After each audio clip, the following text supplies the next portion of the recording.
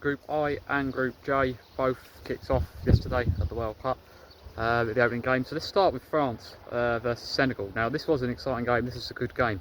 A game that was, Senegal played really well in the first half, played well, got into good position, created good chances, with a better team in the first half, played very, very well, showing so much potential. And it definitely would give you hope that going into the rest of the tournament they could still do something. France was always going to be a tough game, always going to be tough to start with. It's always going to be, they definitely gave it more of a go than I thought, a lot of people thought they would. I think, you know, France going into this tournament, one of the favourites, one of the elites. If you look at the level of squad they've got, particularly in that attack, how much quality they've got. So the fact that Senegal went, took the game to them, got into all the right positions, very, very impressive. But you do have to take your chances, and that's something they failed to do. And I do think, you know, Jackson missed a big chance, had the one right on half time as well, big chance missed going into the second half. I mean, maybe they will regret them a bit. Obviously Jackson, not bad from him yesterday, you know, got into the right areas, was, you know, certainly lively, but again, final touch wasn't there. We had the offside goal from him as well, of course, but eventually in the second half France do step up and they do get themselves on top, and they do in terms of the game, and then they do get themselves the opening goal. Mbappe scores, and now France all-time top goal scorer. So as I said, he always performs for France, he's always there for France, he's a big game player for France. He's every tournament for France he turns up in, he's the main man. Even when since his first World Cup in 2018, where he's a standout player in the World Cup win, you know, this is just what he does. He seems to almost save his best form for France, and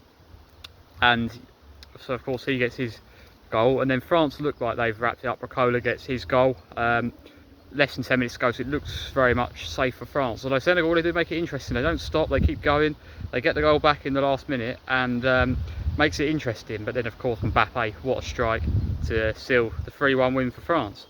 So good start for France. Senegal, a lot of promise, maybe need a bit more cutting edge when they are on top in the games, and before, you know, they could have done, obviously if they had gone 1-0 up before France had really started to get on top, then it could have been different. But certainly good start for France, and you know, and great game for Elise as well. Mbappe, you know, standout player, and overall fantastic from France in the end. In the second half, once they got going, took a while. First half wasn't great, to be honest. Senegal on top, Senegal played very well, but France, they found a way to deal with it. They weathered the storm, come out well in that second half. Now onto the other game, Group I, the other opening game. We obviously saw we see Norway kick off against Iraq. Now Norway are one of the teams I thought would do really well this tournament. They're a team that a lot of people fancied as one of the dark horse surprise teams, a team that definitely got the potential to go very far. They've got players on top form, they've got one of the best goal scorers in the world, they've got the good form coming into it, they've got the confidence, they've got, you know, excellent excellent qualification form, you know, absolutely battered every one of their qualifying groups are coming in. There's definitely, you know, they was expected to win this game, and you know, that was probably the sort of scoreline people expected, although it does 4-1 to Norway does not tell the full story. Iraq, they played a good game, and you know, I was impressed with them. And if they was in an easier group, it's a group of death they're drawing in, the other two being France and Senegal, you know, if they was drawn in a different group, this might not have been so, you know, they might have had a very good chance of getting out with 3 teams going through. It just feels like, yeah, they are in a tough group, but you know, they certainly held their own yesterday. I thought, you know, Norway obviously were on top, and they got the goal to show for it. Haaland, of course, with his first World Cup goal, puts them into the lead. But Iraq, they keep going, they keep pressing, and they keep causing Norway problems. They press well, they you know, and they started to get into the right areas. And when the chance did come, they took it and got themselves level, and that was impressive, because they made it a real contest. And even when Norway, before the half, just on half time, Haaland of course gets his second to secure his brace, he manages, you know, they still, it was a real contest, and for most of the second half, still a real contest. They obviously get the third, Norway, and unfortunately the same player that got the Iraq equaliser concedes the own goal right at the end. But 4-1 was harsh on Iraq, did not tell the full story. I thought Norway definitely good. I think that definitely shows how ruthless they can be, and definitely shows how much of a threat they can be. I'm looking forward to seeing the next game against Senegal. It's going to be a very good game. They come in, they've got this amount of momentum, they've really got standout players, standout quality in this team as well, and it was a very good performance. But I have to say, I was impressed with Iraq. I thought the scoreline, if you saw the scoreline, you wouldn't have expected, just saw the scoreline and didn't see the game, you wouldn't have expected the game to be how it was. I will say that, because Iraq, they held their own and they did themselves proud. especially as it looked like some of their players wouldn't even be able to enter the US. There was a doubts over whether they'll be able to be in the tournament, all this stuff. So the fact they was able to play like that gave Norway a real contest for 90% of the game. You know, I think that they started to be really proud of. So that's how that started in Group A. In the end, had to work for it, but France and Norway both looking strong. In Group I. Obviously Group J kicks off as well. This is where we find the champions kick back off. Kick off in this tournament, their opening game.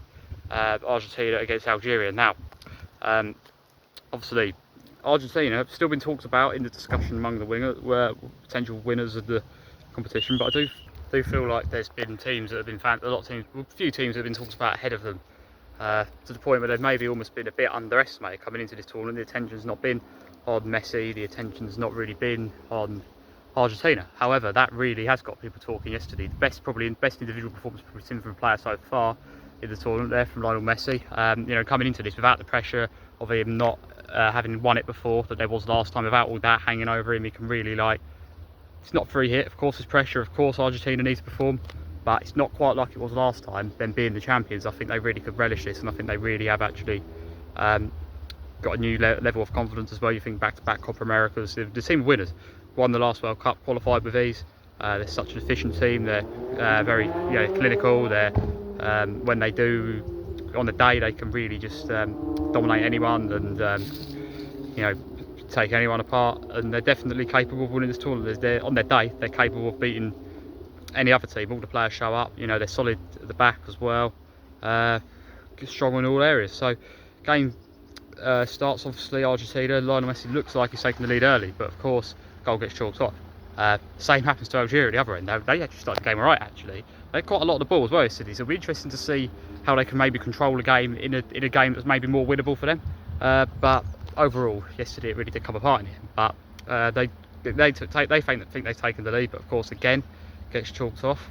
And the VAR checks are getting a bit ridiculous. This is a penalty incident in the France game as well. There was this, you know, it just takes so long and it's really slowing the game down, so it's unfortunate. But hopefully as the tournament goes on they can get a grip of this, but I doubt it. But then Messi does eventually get his goal to put Argentina in the lead, and you know, from there, that was a really good strike as well. The first goal was very good, and there was a moment of controversy towards the end of the first half though. Should he have stayed on the pitch? I mean, there is this, how that's not at least a yellow, I don't know. Not taking nothing away from Messi's phenomenal performance, fantastic performance, but ultimately the referee has overlooked that, and that's whoever the player is that's made the challenge. If it's a challenge that needs penalising, then that's what it is. I don't see. I thought it was actually quite a reckless challenge. I thought, you know, it's quite high, and could be quite dangerous. Could be. Many would say a red card. And if you look at the sending offs that South Africa got, and the one Mexico got in that game, to be fair, then if you're going off of that logic, then I suppose that is a red. If they're going off of that consistency, if that's the benchmark for violent conduct. But no, no yellow card. I think yellow card would have sort of kind of passed in that instance, but no booking, no nothing. Very, you know, it's a very shocked that they've been able to overlook that. But of course Messi does get a second goal. This time though, it does come from a mistake in that second half. Obviously the shot from McAllister then gets dropped by the goalkeeper. The goalkeeper's got to do better there. This one really is on the goalkeeper. But of course Messi's there, one-on-one, not going to miss, is he? And then his third goal again, absolutely fantastic. Man of the match, winning performance, top performance, hat-trick. Two world-class goals in there as well, showing he's still got this tournament left in him. And they're proven yesterday, Argentina, that they could still be there to win this whole thing. The other game in Group J, to wrap us up today, the game we obviously had Austria against Jordan. Now Jordan was a bit of an unknown, didn't know too much about how they look against the European side. We'd only really seen them in the qualifying, and then obviously in the Asian Cup have had a really good run as well in recent years. So coming into this, bit of an unknown. We didn't know what it was going to be like. I have to say, very, very good. Thought, you know, they ran out of steam a bit in the end, but they were very, very good. They took the game to Austria. They went toe to toe with them. They competed with them. It was they'd given them a very close contest most of the game. It looked like a game for a while. It could go either way. I thought, you know, they were having a lot of his counter attacks, and obviously Austria had some chances early on. Jordan had some chances. When Austria take the lead, they don't change the approach either. They keep going, they keep doing the same thing, they keep playing their game, and that was what was impressive about it, because it was like that. That was how they eventually forced their equaliser. And you know, it was close for a while, and you know, it really did. They really did, keep going at them, obviously. But Austria do eventually find the second goal. Still though, really close. Still hanging in the balance. Austria slightly on top, but Jordan really holding their own in this game. Third goal for Jordan was what killed it, and Algeria, obviously from the spot's gonna score, but usually very reliable. However, that's, you know, good performance from Jordan. I definitely think they've got something to offer in this tournament. That's definitely not them done. Austria are a team that, you know, you'd expect to do quite well. Doesn't always perform the level they should, but in recent years they do seem to be performing a lot better. They certainly started off well in this World Cup there with a 3-1 win. Very good performance from them, good goals, and that's about all for the play about yesterday's games, of course. So that's the opening games in those two groups. Impressive from France, impressive from Norway. Argentina completely wiped the floor with Algeria, and then of course we finish with Austria's game against Jordan, which is a good game, a very good game, a very enjoyable game. Didn't see that one because of the time it was out, didn't see it live, but very enjoyable game, I imagine, for the mutual. Of course England kick off tonight, so that video reaction to whatever the result is in that will be coming, and a separate video will come out where I'll go through the other games that are kicking off tonight as well. So some big teams kicking off tonight, so this will be interesting.